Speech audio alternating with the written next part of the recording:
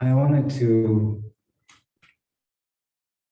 reflect on what we were talking about, but in a way that, in a fluid way, in a more active way, because we're sitting and here's the interview format, I have to look pretty, you have to look pretty, and, the voice have to be modulated, I have to look centered.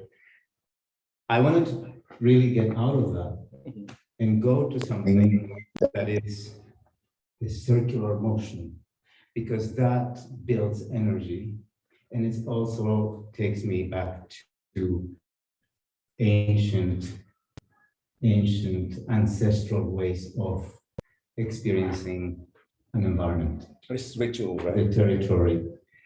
Yes and no. And I don't want to go into this idea of the ritual, because a lot of people I know out there, when they think of ritual, they think of, other things, and they connect with other things. It's more of, I think, a way to generate a certain kind of energy. And of course, rituals generate that energy, right? We generated so much energy with this out there. I don't know if you've heard, right? Yeah. There was a point where we were just like, so the energy and the momentum and everyone's vibrating, and the vibration of the bodies and the vibration of the energy is just building up. But you also have to know how to bring it down, because otherwise you can keep in that state. And I think what learning does to us, as we know it, is that it is not infusing this build up. There are teachers that go like, all right, we're gonna do, there's no energy. So how do you provoke that energy within the students? Sensorial. Right, sensorial energy. Why not have some of these corporal energies? And I think some schools are doing in the US, especially in the West Coast, because they're more holistic, they're more, they have this appreciation for this type of practices. But it's not enough. It's not enough. I've seen kids in New York City, the moment they get in, they're like, their bodies are like this. Right? They are uncomfortably, sitting. They are not at ease with their bodies, because they tell them what The body it should be. tossed. Right. Yeah. And yeah, so this way for me was to kind of generate that, somehow taking out, why don't we teach in a circular fashion? Why do we have to be front and back, right? And I'm up front, I'm here, and you have to listen to Which me. is hierarchical. Yeah, well, there you go. The same hierarchy that we're talking about. So a little bit of that, and in the process, all of this was created, it's a stream of consciousness, that type of writing, right? It's not something that I prepare, memorize, and that later on I put there. It is what was coming in at that moment. That's based also on my reaction to the surface, the pen, you, and the conversation, I know there's some people out here too based on that. So all of that is feeding me energies, and I'm also reciprocating in a way.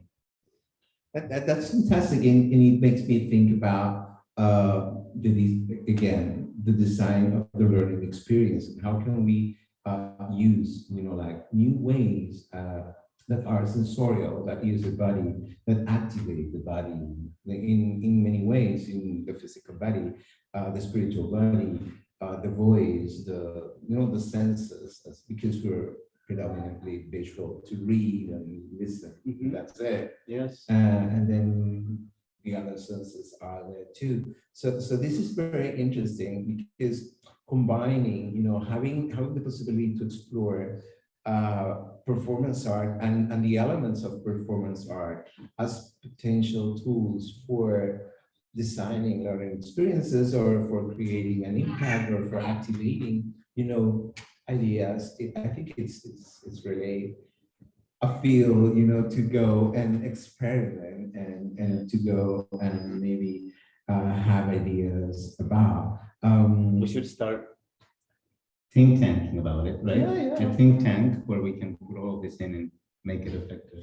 Well, the purpose of these post-institutional cafes is something that having these conversations, they're being recorded, they're going to be online, and then we are creating these cards and the concepts, and putting together ideas that anybody could use, and that anybody could, combine, and to start thinking, okay, I could maybe activate my students who are empathic with a performance element, so how can we Or the move sticks, this? Or the right? Give them the sticks, sticks. or Yeah. any other type of physical stimulation.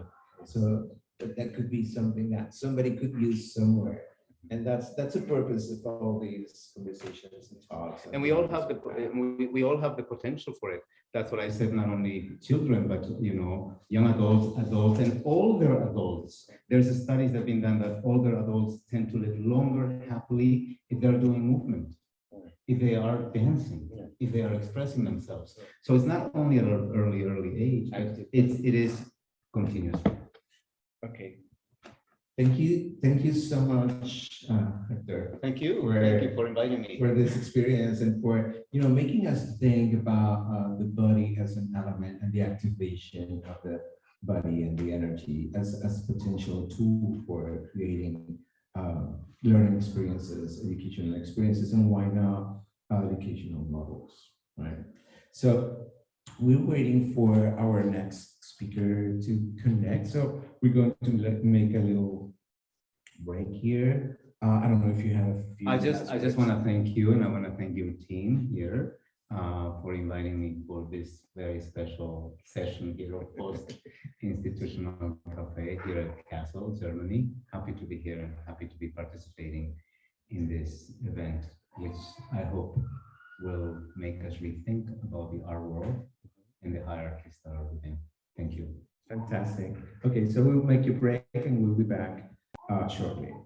Okay, thanks.